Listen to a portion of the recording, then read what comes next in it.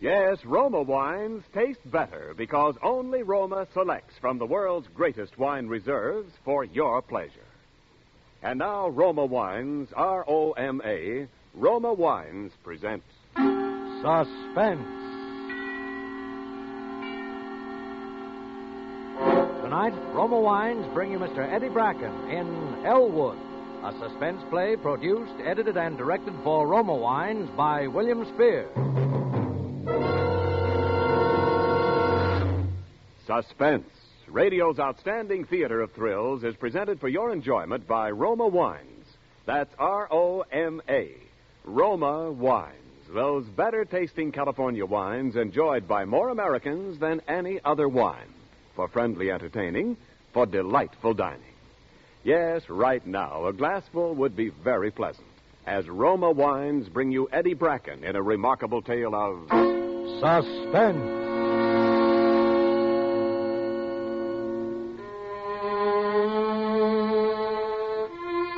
Mr. Overmeyer wasn't around, so I closed the gas station early that day and started home.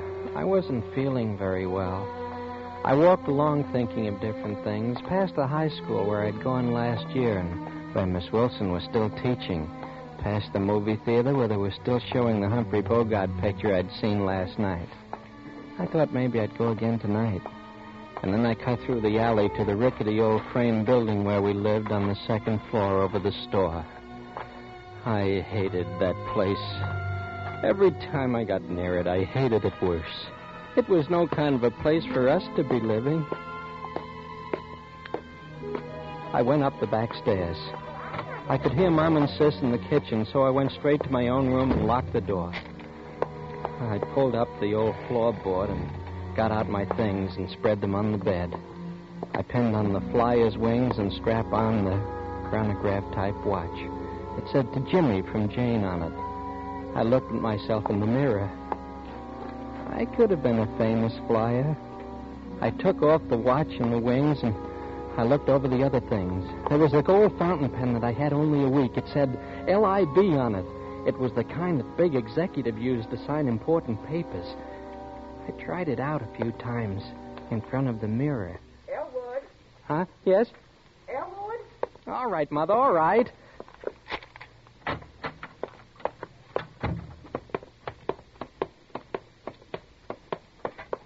What are you doing home so early? Did you get fired? No, I just closed up a little early. Well, you will get fired. Mr. Obermeyer catches you closing up early. No, I won't. Don't think you're going to lie around this house when you do. Your sister and I have a hard enough time as it is without having you on our necks. Oh, I don't feel very well today, Mom. Huh. Don't feel very well. Is supper ready? No. Is that all you can think about when you come home? Food? There isn't much else, is there? Is that so? Well, any time you get tired of using this place as a boarding house... Ah, forget it, Mom. Forget it. What's this? Leave it alone. You have to look at everything. Well, what is it? An old album of snapshots. Found it in the trunk today. Didn't know I still had it. Gee, is this me? Let me see. Mm-hmm. That's you. How old was I then? Well, let me see. About 6. You were real cute then. Are there any pictures of Dad? No. Oh, say, I remember this place. This is where we lived just before we came to Fairfield, wasn't it? Quite a while before. You were about 8 then. Who's this? Who's this man? You ought to remember him. You were almost 9 when he went away. I don't. Who was he? He was your stepfather. What's the idea of tearing that up? Yes, I want to. Cut it out. You got no right to tear up that picture. Lord knows I got no use for the man, but you got no right to tear it up. Oh, you had no right to marry him. Shut up. Oh, get out of here before I hit you again. Get out of here. Get out.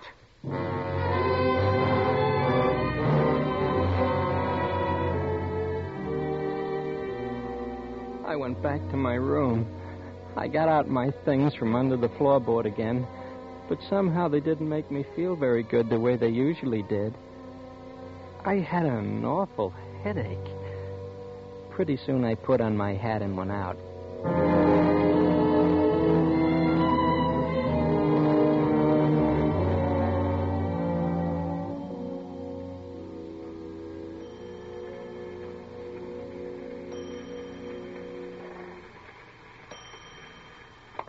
Is the oil and water all right, Miss Wilson? I think it is, Elwood, yes. Oh, well, that'll be $1.80 then. All right. Huh. Here. Thanks. How's the new term going, Miss Wilson? Oh, fine so far. I am sorry you're not with us, though, Elwood. I was so looking forward to having you in my class this year. Well, some things just can't be helped, I guess. Do the students like your course, Miss Wilson? They seem to like it fine. I wish I could be there. Is there anything about abnormal psychology, Miss Wilson? Oh, we touch on it towards the end of the course. I read something about it. I read some of the Freud and Adler stuff, too. Do you, Elwood? Sometimes I think you get more real education staying out of school than the rest of them do staying in. Well, I try to keep up with what's going on in the world. You're way ahead of most people, Elwood. You know, I hope someday you can get away from this town, someplace where you can really use your ability. You can go a long way, Elwood. Oh, I'm going to. I'm going to do something about it someday, all right. I know you are. Maybe between us we can figure out something soon. Maybe we can. Can I come over and listen to your records again sometime, Miss Wilson? Of course you can, Elwood, anytime you feel... Elwood! Hey, Elwood. What's the matter? We got a phone for Dr. Parker and the police. What's up? Why? Oh, it's Mr. Granby. They just found him over there in the lot. Henry Granby? Yes. I'll phone. You go over, Elwood. Maybe you can do something. All right. You want to come, Miss Wilson? Yes, I will.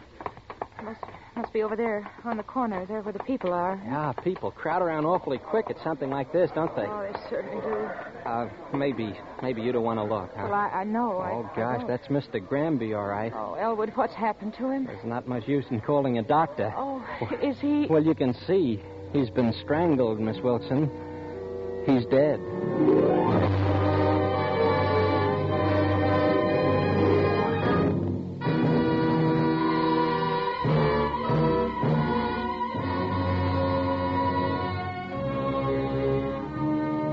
For Suspense, Roma Wines are bringing you Eddie Bracken in Elwood.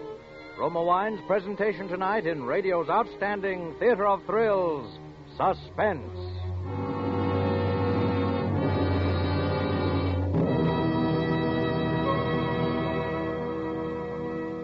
Between the acts of Suspense, this is Ken Niles for Roma Wines.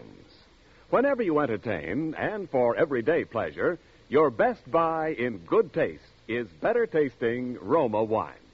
Yes, more Americans enjoy Roma than any other wine because Roma gives you an important difference, an extra goodness you enjoy in fuller bouquet, richer body, and better taste. For to bring you wines that are superior, that taste better, Roma starts with California's choicest grapes. Then Roma master vintners, with America's finest winemaking resources, guide this grape treasure unhurriedly to tempting taste perfection. This wine is placed with mellow Roma wines of years before. And from these reserves, the world's greatest reserves of fine wines, Roma later selects for your pleasure. That's what makes the difference, the better taste you enjoy in Roma, California wines. So whether you prefer sherry or port, muscatel or Tokay, insist on Roma wine. R-O-M-A. Roma, the greatest name in wine. And now, Roma Wines bring back to our Hollywood soundstage Eddie Bracken in Elwood, a tale well calculated to keep you in suspense.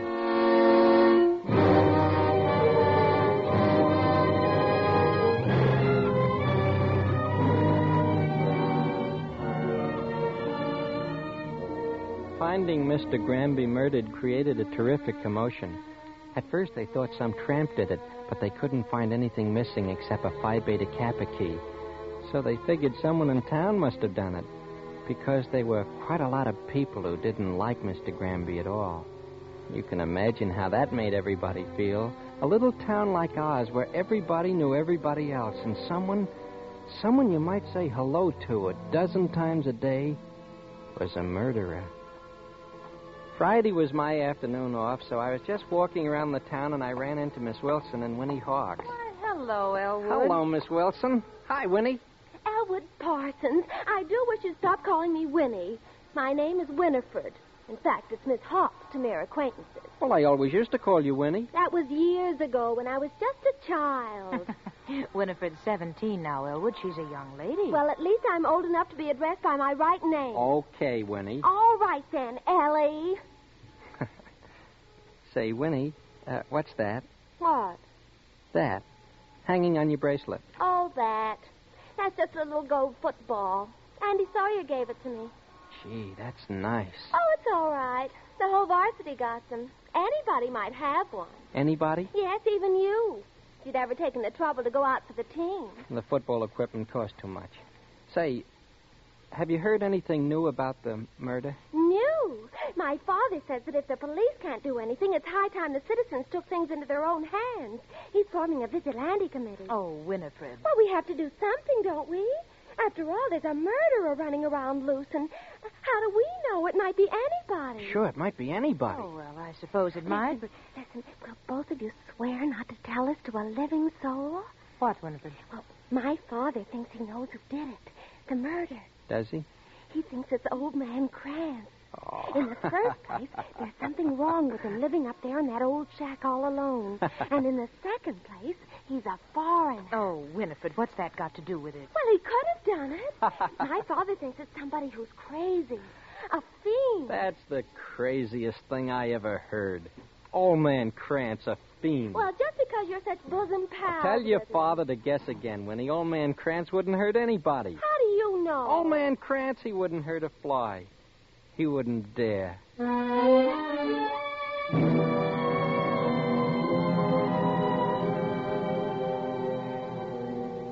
Old man Krantz was a little funny, all right. But it was funnier still, them thinking that he'd done it. That gave me the idea to go up and see him. His big dog, Bismarck, started making an awful fuss the way he always did.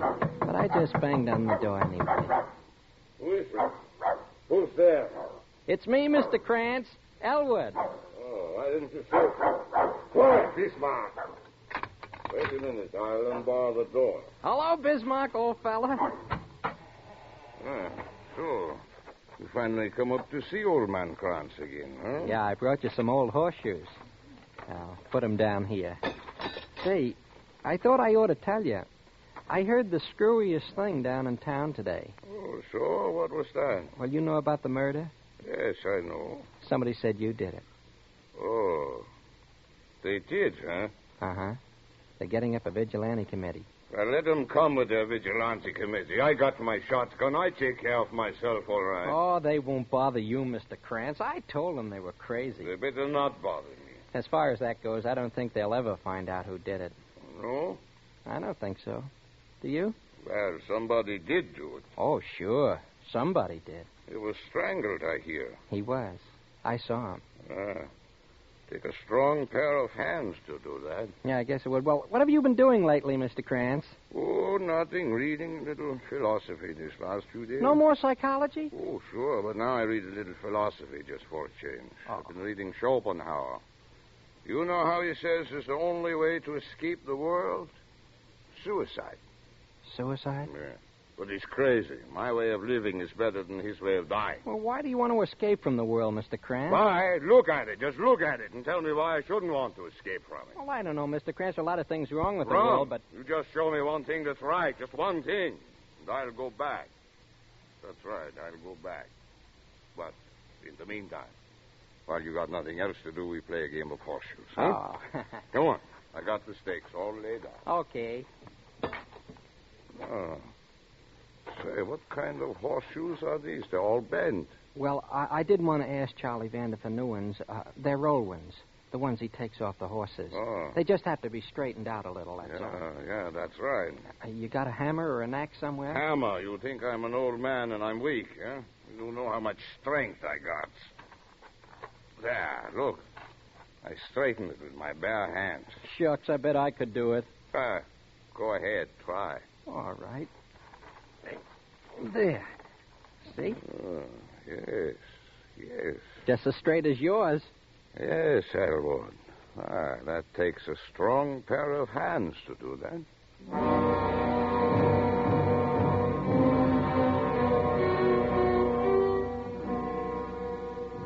I didn't feel very well that night. I tried on a Phi Beta Kappa key that I had in front of a mirror. And then I put it back in the place under the floor. And then I put on my hat and went out. You know, the next day they found Winnie Hawks. She was dead. Somebody strangled her.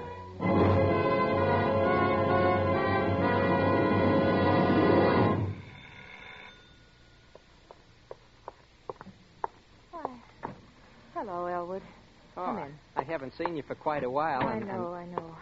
Everyone's been so upset. It was such an awful thing. What? About Winifred. Oh, yes. It's strange what fate does.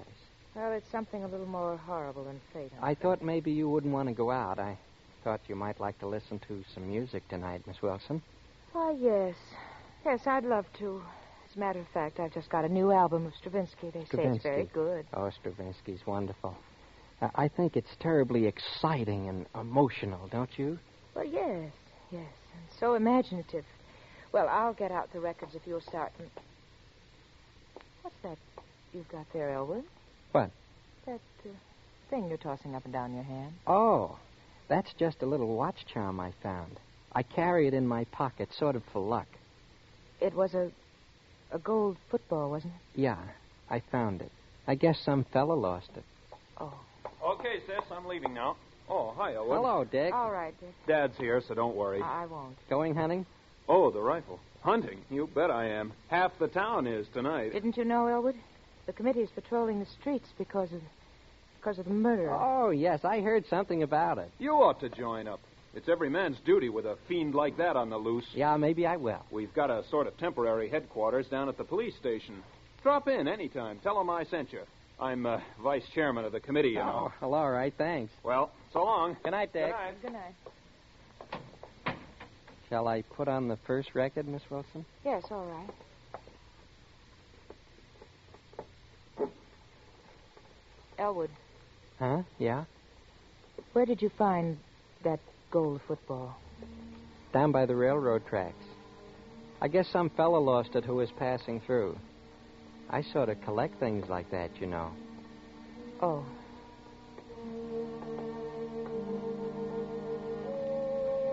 Oh, that music's wonderful. It makes me want to do things. Big things. You've been a wonderful help to me, Miss Wilson. I like to help people that I think will benefit by it. So perhaps someday they can accomplish something. I'm going to accomplish something someday, Miss Wilson. In a way, I already have. Sometimes I thought if I were a little bit older and you were a little younger, that's one thing we know we can't accomplish, isn't it? Yeah. We can't change our ages. No, we can't accomplish that. That's a lovely watch you have on, Miss Wilson. Oh, this? I've never seen that before. A friend of mine brought it back from Europe for me. May I see it? Why, of course. It certainly is complicated, isn't it? Yes, it's one of those Swiss ones that tells the day of the month, too. Oh, it's really lovely. I'm glad you like it. I'd like to have a watch like that. Elwood, I can't listen anymore. I hope you'll excuse me. What's the matter, Miss Wilson? I'm sorry, but suddenly I have a very bad headache. Oh, well, of course, I understand, Miss Wilson. Thank you, Elwood. Oh, you have nothing to thank me for, Miss Wilson. I'll go now. All right. Good night, Elwood. Good night, Miss Wilson.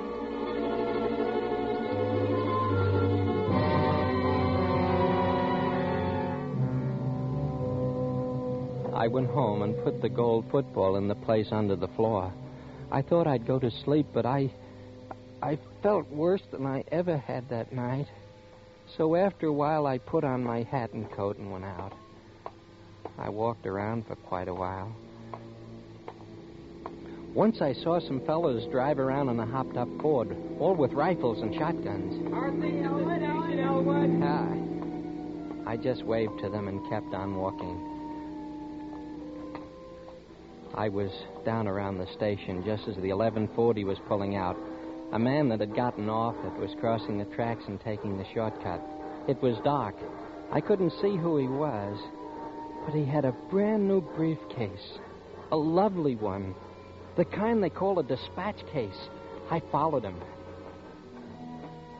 The shortcut is a path up over the ridge below Old Man Kranz's shack.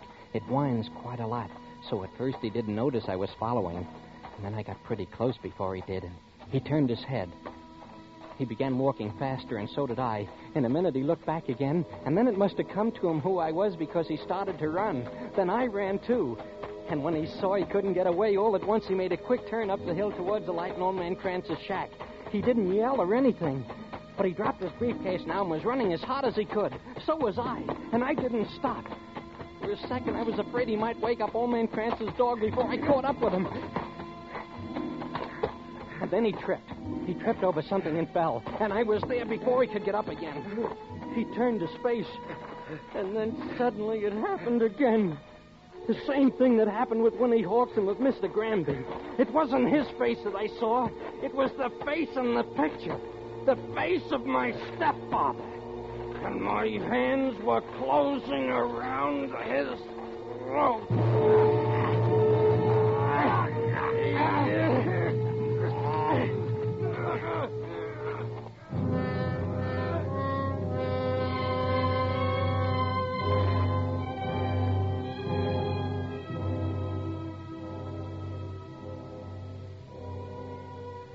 The next day, the sun was shining, and I was pleased because it was my day off again.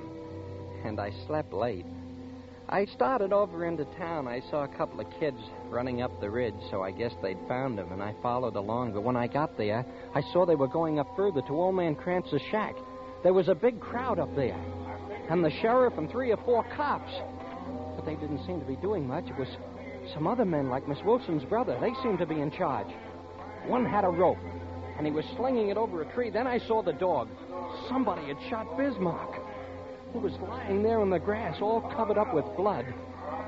And then they were dragging Old Man Krantz out of his shack. I'm an old man, boys. I didn't do it. What would an old man like me want to do a thing like that for? Shut up. All right, men, listen. Quiet.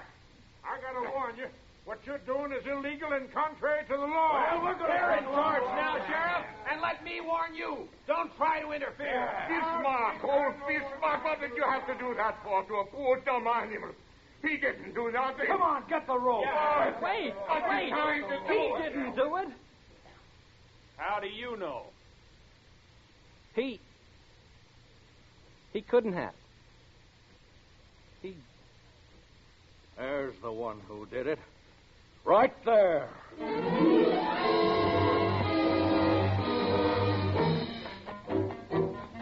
I was down the hill before they even had time to fire a shot.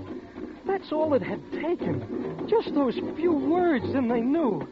But it was too late now. There was a freight train coming through. Just as I got to the tracks, I got across ahead of it, and I cut them off for a minute, and it gave me time to think. But I knew I'd never get far in open daylight.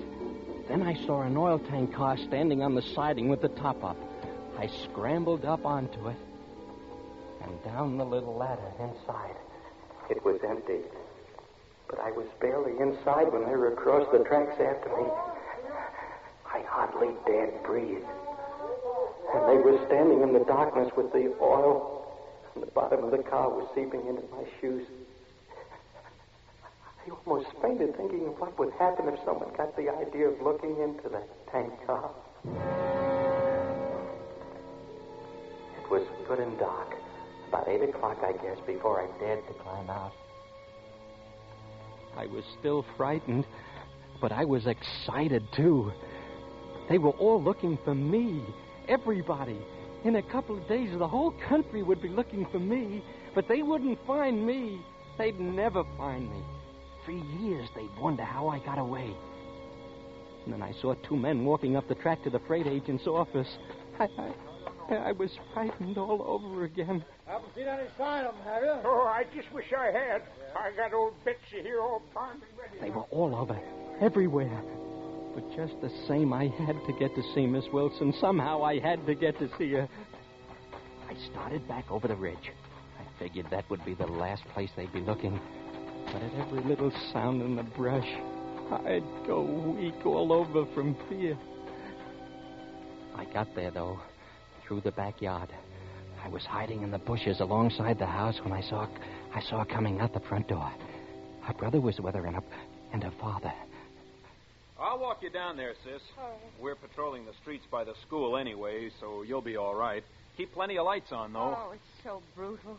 Brutal? Yes, and you enjoy it, all of you, hunting him down like an animal. Well, good Lord, sis. He is an animal.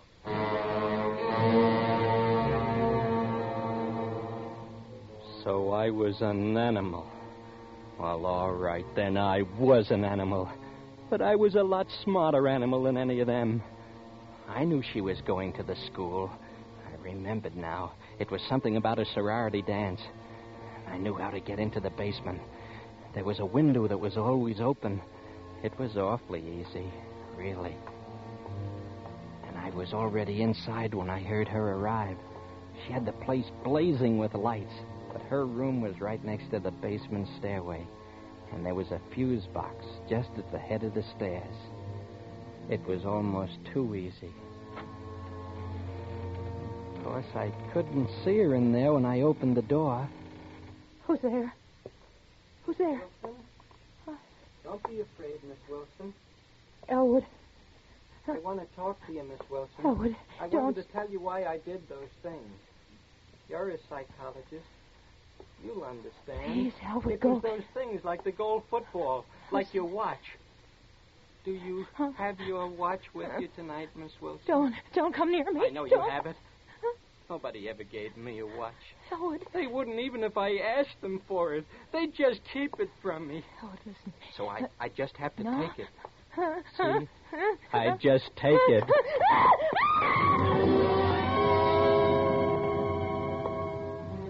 All of a sudden, the lights were on again.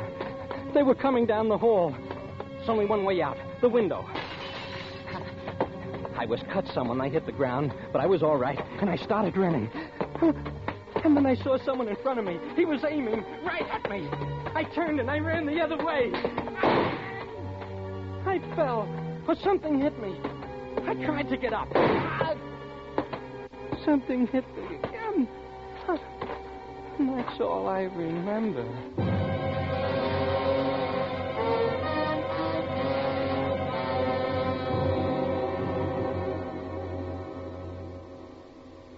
They say I'm what's called a criminal psychopath.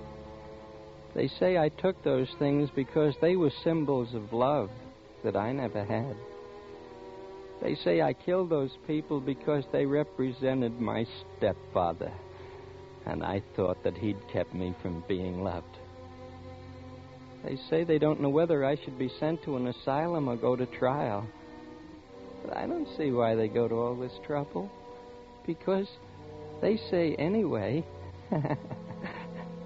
I'm going to die.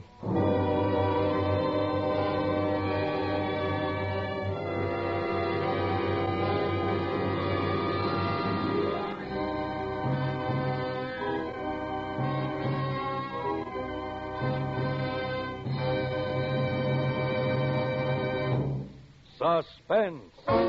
Presented by Roma Wines, R-O-M-A, Roma, America's favorite wine. This is Ken Niles bringing back to our suspense microphone the brilliant star of tonight's play, Eddie Bracken. Eddie, even though murder is a bit out of your line, you were superbly convincing as a villain tonight. Well, Ken, I really enjoyed playing Elwood. Say, that's a handsome watch you're wearing. You mind if I... Well, Elwood, I mean, Eddie, don't. Let go of my wrist. The play's over. Oh, but I like nice things. Valuable things. Well, then, you'll like this gift basket of Roma, California wines.